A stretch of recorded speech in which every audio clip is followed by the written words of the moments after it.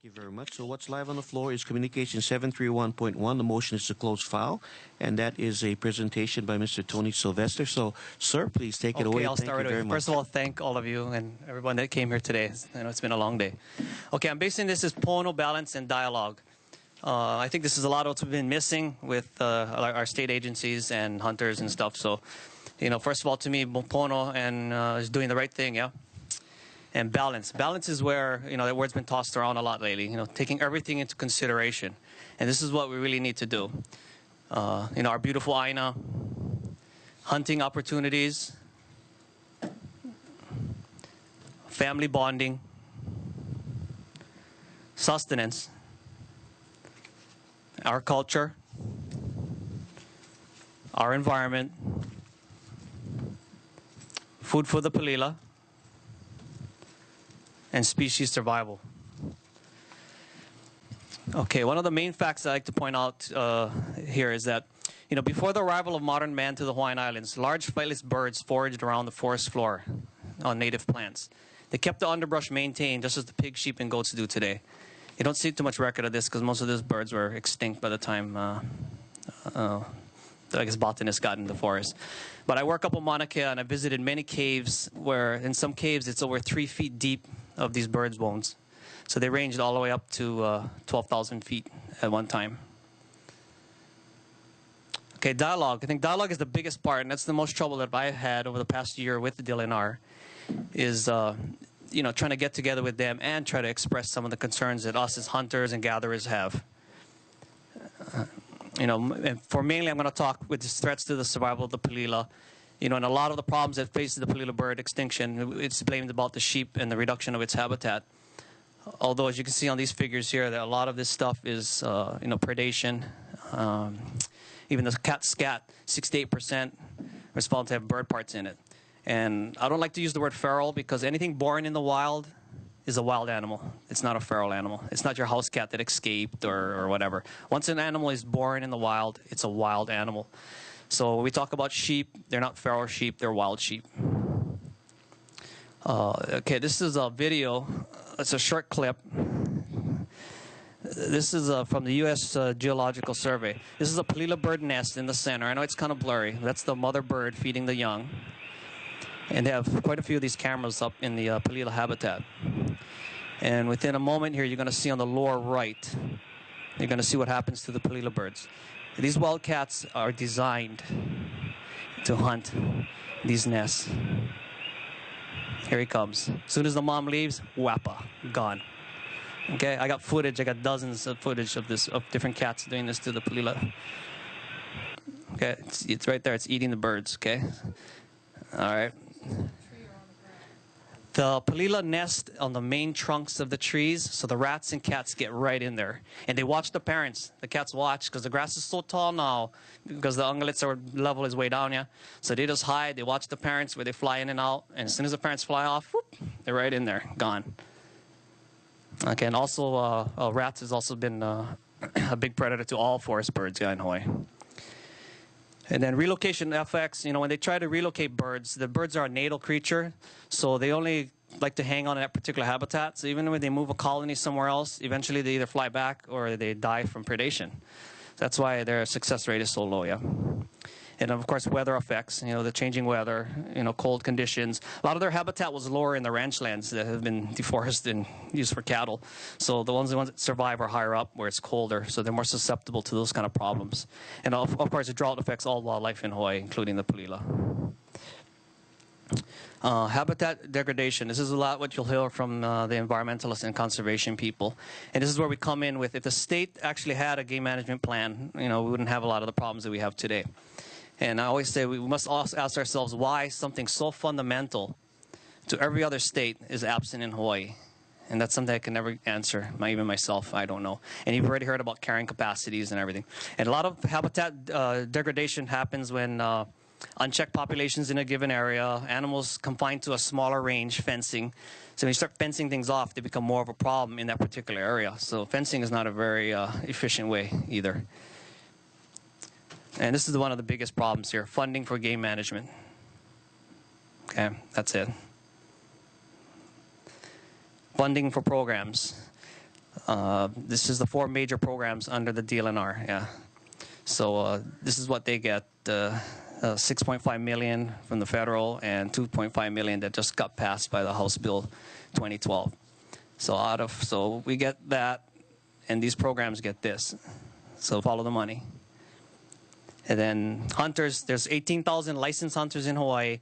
Average is probably $2,000 a year. I know guys that spend way more than that, especially if you got good dogs and all the care and feed and all that. So your cost can go up a lot. That's a tune of $36 million a year spent on hunting. If hunting goes away, what's going to replace that $36 million? Okay, this couple of these screens got cut off because I did this on a Mac and I'm playing it on here now. But basically, no funding for game management plan, endless slaughter of our game animals, degradation of our land, and conflicts. And so no game management plan, lots of money for other programs. And here I says, do you really know what is going on in our mountains? And this is where it gets bad. Okay, we got the aerial shootings, slaughters. And, DLNR here locally, I'm not here to bash them or anything. They try their best, but, the conditions and everything, this is insanity what they're doing, really. What was that they just showed? That's piles of sheep that were just shot and removed. Okay. A big problem here is invasive weeds. Since the ungulates have been removed, this area here hasn't had any sheep or goats in probably 20 to 30 years. And as you can see, the landscape has not recovered. This used to be cattle at one time, and now it's all fireweed. And this fireweed is toxic to cattle, and it's spread all into Waikiki Ranch and everything. So eventually it's going to spread all over, and the quality of ranch pasture land is way down because of this. And the cattle will die from this. Goat and sheep love this. There was a 10-year study done in PTA that they fenced off one area, left the ungulates in, and fenced off another area and removed all the ungulates. And in 10 years, there was a 25% increase in growth without the ungulates. So everybody's like, oh, great. When they got down there and they analyzed it, 24.9% was invasive weeds. 1.1% was native. And the side that had the ungulates had 0 invasive weeds. So you get rid of the animal, the weeds are going to take over. And that's the ecosystem that they're creating. Unless you're going there with poisons now and stuff like that. Each one of these plants has 30,000 seeds on it. Another big problem, the wildcats. This is tracks that I go bird hunting and then they're following me. And then we get to the fencing. Millions of dollars of fencing. And this is what happens to them. Okay? Unchecked fences for miles, funded by our tax dollars. Carnage. Hundreds of animals shot and left to rot. I blurred it a little just so it's not. There's a row of animals here, about 30 of them along a fence. They drove them up against a fence line and shot them all and left them there. These animals are trapped in a lava field of 5 miles square in the impact area, so they'll die of starvation. This animal here, as you look down the road there, you'll see carcasses all the way down. And this is Maisie Arona funded this fence here, and she's proud of it, but I wish you would see the results of what's happening to the animals. This is like a death trap. This is like a gill net in the ocean. Just trapping animals every day. And then, of course, the mass graves and the end game. Babies starving when their moms were shot by helicopters. So now DLNR wants to eradicate our pua, our pigs, our substance, our culture. And people mentioned this already in the Hawaii revised statutes that aerial eradications of any type or any aerial shooting is illegal. DLNR response is that they can do it when it's proper and effective. Well, how they got around that is through administrative rule. And how many of you heard or had any input on this? I have asked old-timers for the last 30 years because they've been shooting from helicopters for 30 years and nobody ever heard of anything. So through the administrative rule, all they got to do is go to the Board of Land and Natural Resources, the Attorney General, wham, bam, it's done, and they can do whatever they want. They don't have to follow their own laws. Okay, the key word in the Endangered Species Act is the taking. Okay, and why this word is so important is because the taking was to harass, harm, and everything, right? This is what they used to do the Palila versus DLNR.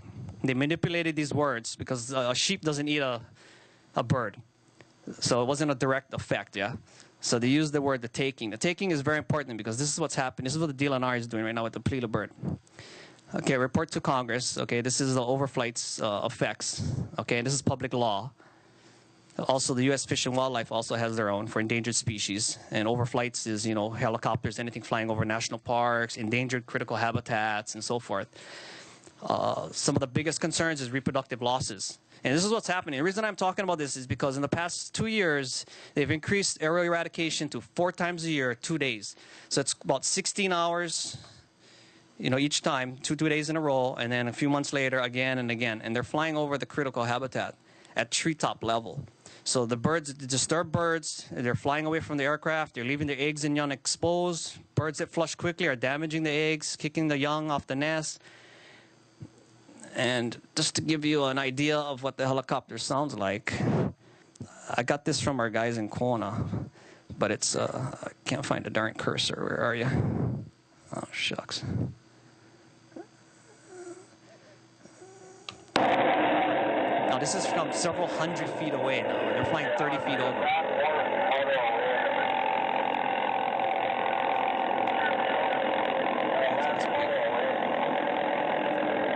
At higher elevation, they have to rev the engines up because there's not enough aerial mass to keep the thing going. So this thing is just running balls out and bringing in carcasses now. And this is the muffled sound right now. Any of you that have been in the military, you know.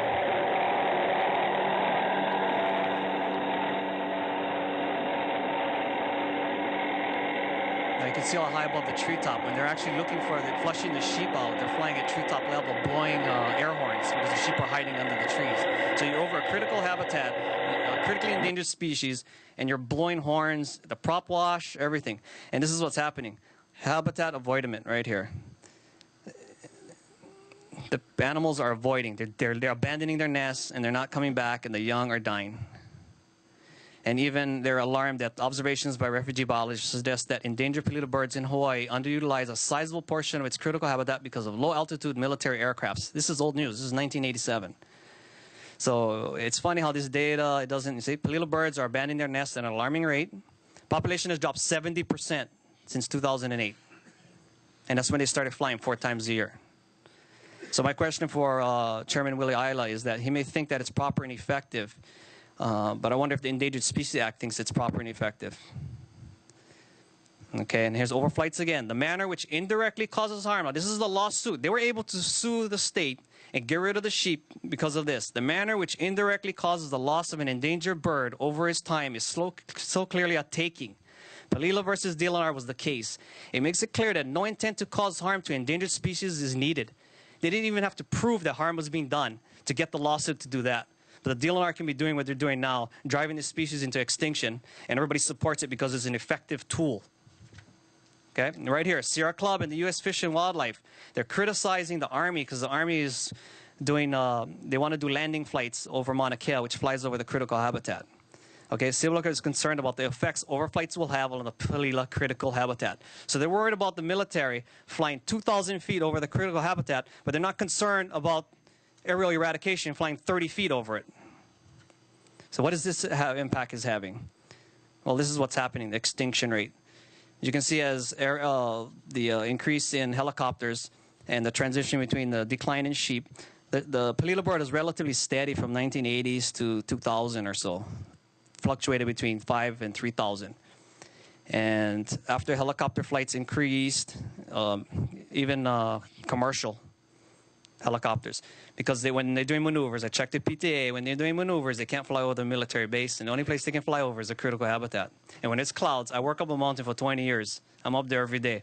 And when there's clouds, they got to fly below the cloud level, which is only 100 feet or so, sometimes above this area. And, it's thousands of flights a year, yeah?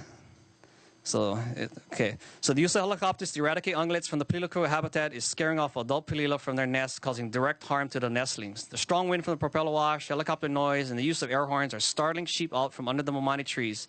It's also causing the adult Palila to abandon their nests. The young are left to die in the cold or fall to predation. And balance, a harmonious arrangement. And do not exploit the elimination of our game animals. And a need for a game reserve. This is something Hawaii has never had. They can take lands out of use. They swapped 100 acres to make the Saddle Road bypass for 10,000 acres of ranch land and $25 million for a Palila habitat. That's some mitigation area. They're using only 1,400 of that 10,000 acres. If they can do that, why can't they give us 10,000 or 20,000 acres to have a game reserve? And we can have a place to hunt. We can remove some of these problem areas with animals and we can still maintain our species that we have here.